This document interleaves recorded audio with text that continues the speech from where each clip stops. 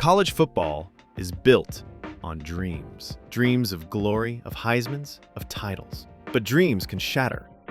These players were supposed to change programs, rewrite records, and etch their names in history. Instead, they became lessons in hype, heartbreak, and what happens when potential stays just that. Without further ado, let's check every player who had the all hype but couldn't deliver. Johnny Manziel. Johnny Football was a cultural phenomenon at Texas A&M, dazzling the SEC and winning the Heisman as a freshman. His flashy play and swagger made him a first-round pick by the Cleveland Browns in 2014. But Manziel never treated the NFL seriously, skipping film, partying before games, and clashing with coaches. Erratic play and immaturity doomed him, and he was out of the league within 2 seasons. Attempts to revive his career in Canada and smaller leagues failed. Manziel remains the poster child for wasted potential, proof that talent and hype mean little without discipline and professionalism. At Texas A&M, he wasn't just good, he was untouchable. Crowds roared as he slipped out of sacks and threw impossible passes that always seemed to find their target. The swagger, the magic, the chaos, it was pure entertainment, and the entire country tuned in. But that same chaos followed him to the NFL. In Cleveland, his off-field lifestyle, late nights, skipped meetings, endless headlines, quickly overshadowed any chance to grow into a pro quarterback. His rookie season was a mess. 1 touchdown, 2 interceptions, and whispers that he wasn't watching a second of film. By year 2, those whispers became confirmation. Vegas trips during concussion protocol, public spats, and a locker room that had stopped believing. After Cleveland cut ties, he tried to find himself in the CFL and later in the AAF. Brief flashes of the old Johnny Football showed up, but consistency never did. He faded into fan-controlled football, where the games barely made a blip. Now, Manziel is a cautionary tale. He'll always be remembered for those wild Saturdays in College Station, the magic that felt unstoppable. But in the NFL, magic alone wasn't enough. Zack Wilson. After a stellar 2020 at BYU and a viral pro day, Wilson became the Jets' 2nd overall pick in 2021, touted as the next Mahomes. Instead, he delivered turnovers, missed reads, and poor leadership.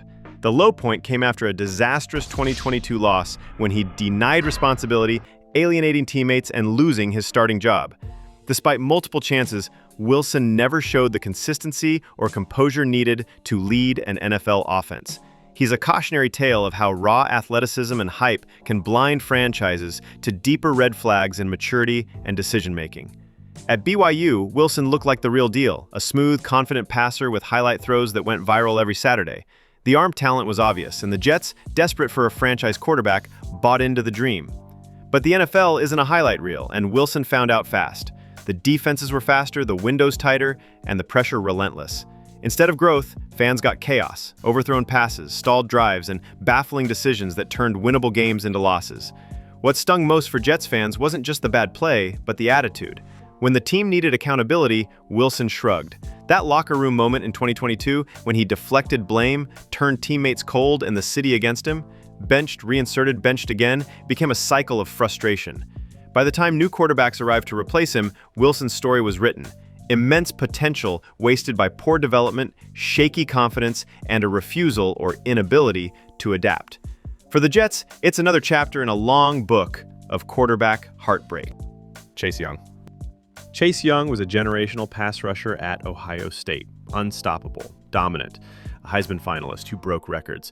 He exploded onto the NFL scene with Washington, snagged Defensive Rookie of the Year in 2020, and was voted a Pro Bowler after terrorizing QBs with 7.5 sacks, forced fumbles, and a defensive touchdown.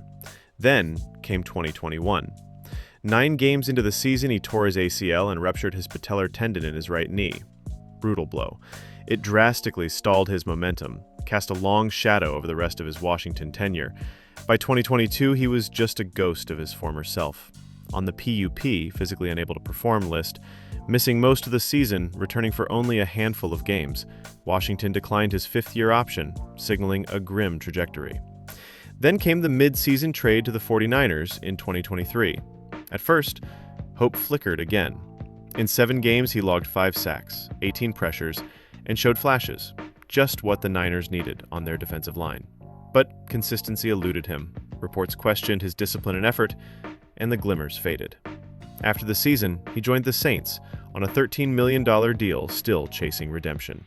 To many, he remains a cautionary figure, proof that early success can crumble under the weight of injuries and inconsistency. Vidal Hazelton. Vidal Hazelton had one good season at USC as a wide receiver, but couldn't carry over his success. Vidal was one of the most dynamic players and receivers in the class of 2006.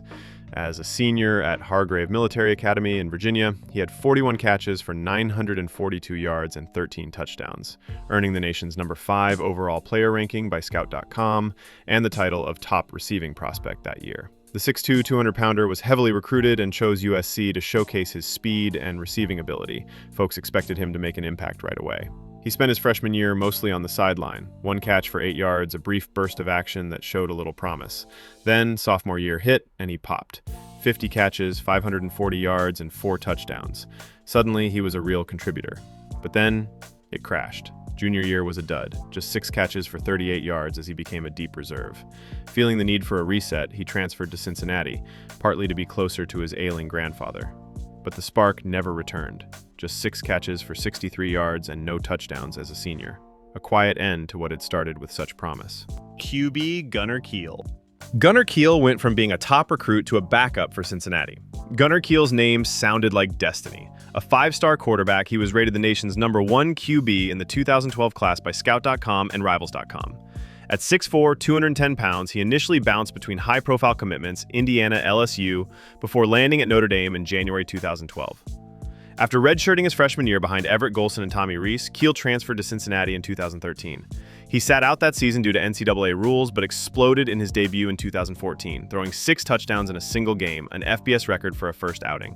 By season's end, he tallied 3,254 passing yards and 31 TDs, leading the AAC and tying Cincinnati's single-season TD record. Expectations soared, but 2015 brought heartbreak. Injuries, including a head injury and other ailments, derailed his rhythm. He logged 2,777 yards and 19 touchdowns. Still solid numbers, 65.2% completion rate, and ranked top 25 nationally, but missed games and moments continued to pile up. By 2016, the shine was gone. As a fifth-year senior, Kiel was demoted to third string behind Hayden Moore and Ross Trail. He started just a handful of games, finishing his career with 804 passing yards, 6 TDs, and slipping into obscurity. Joe Milton. Joe Milton's create-a-player frame and cannon arm made him Michigan's flashiest QB in 2020. But turns out size and zip don't replace, well, everything else. Inconsistent accuracy and too many turnovers stalled him fast. Michigan benched him after mediocre returns, 4 TDs, 4 picks, and out he went to Tennessee. At Tennessee, his moment came when starter Hendon Hooker got hurt. Nathan held the job until then. Milton stepped in, did okay here and there, racked up 2,813 yards, 20 TDs in 2023, but couldn't quiet the flash without substance whispers. Sure, he mixed passes with rushes, pulled off a monster 6 TD senior day, but the bigger games told a different story. He crumbled under pressure, with misfired throws and timing that felt off. Reddit fans weren't fooled either. One commented, he was good when he was supposed to be good, but average to bad when expected. And Tennessee finally turned to freshman Nico Iamaleava. New energy, better touch, ending Milton's starting run. LB Willie. Willie Williams wasn't just a recruit. He was the recruit, the nation's top linebacker, a Carroll City legend with size, speed, and a mind-blowing 1070 SAT. Everyone called him the answer. Miami rolled out the red carpet. We all thought he was going to dominate. Then the cracks began, fast and furious. That recruiting trip to Florida, nightmare. 3 charges in 1 week. Hugging a stranger, punching some guy, and setting off fire extinguishers in a hotel. Yeah, a felony. And he was already on probation for a burglary from a couple years prior. But Miami stuck by. Unbelievable trust, or perhaps wishful hope. He redshirted after a knee tear. When he finally hit the field, he was special, but only on special teams, grabbing 19 tackles there and 17 total as a redshirt freshman. The buzz was still there, for a moment. Then he disappeared. A transfer to JUCO, West LA, then a final lifeline at Louisville. Fans flocked to his first practices, still believing in that talent. But he only lasted 3 games before a marijuana possession arrest ended it. He tried to land at NAIA Union College after, but the promise of stardom was gone. And then came the burglary in Kentucky, caught red-handed, convicted. Persistent felon judge threw the book. 15 years behind bars. He'll be almost 40 by the time he sees daylight. Willie Williams was the highest ceiling recruit Miami ever grabbed. Instead, he became one of college football's most heartbreaking reminders. Raw talent means nothing when life's off-field choices collapse your path. QB Jimmy Clausen. Jimmy Clausen set the bar at Notre Dame plenty high, all by himself. Rolling up in a stretch Hummer limo, he arrived flashing championship rings from Oaks Christian, laid out lofty goals like 4 national championship rings, and we leaned in. He went 42-0 in high school, walked away with USA Today's Offensive Player of the Year, and was Scout.com's #4 prospect in 2007. But that moment, it never quite stuck. He started by his second game as a freshman, but Notre Dame went 3-9 that year. He got benched mid-season and finished with just 1,254 yards, 7 TDs, 6 picks, sacked 34 times. His sophomore year was better, over 3,100 yards, 25 touchdowns, but also 17 interceptions. Junior year saw Clausen peak statistically, nearly 3,722 yards, 28 TDs, just 4 interceptions, 68% completion, and a 161 passer rating. But Notre Dame limped to a 6-6 finish, and Weiss was shown the door. He declared for the NFL after 3 years with no Heisman, no championships, just a single bowl win, the 2008 Hawaii Bowl, where he exploded for 401 yards and 5 TDs. But even that felt like clutch over substance. In short, few promised more and delivered less. High-profile recruit who flashed greatness but never closed the deal under the pressure. When you arrive expecting rings and leave without glory, you're destined for what-if discussions forever. Tate Martell's saga is the ultimate cautionary tale of the portal era. A 5-star phenom and Elite 11 champ, Martell committed to multiple programs before landing at Ohio State, only to ride the bench. His highly publicized move to Miami fizzled as he couldn't even secure the backup role. A brief stint at wide receiver, an opt-out season, and a final transfer to UNLV, where he threw just 14 passes, cemented his status as the original portal king, but not in a good way. Martell's journey shows that hype and highlight reels aren't enough without development and mental toughness. Martell arrived at Ohio State with star-level accolades, 43-0 high school record, National Player of the Year, and All-American honors, all hype, but no action.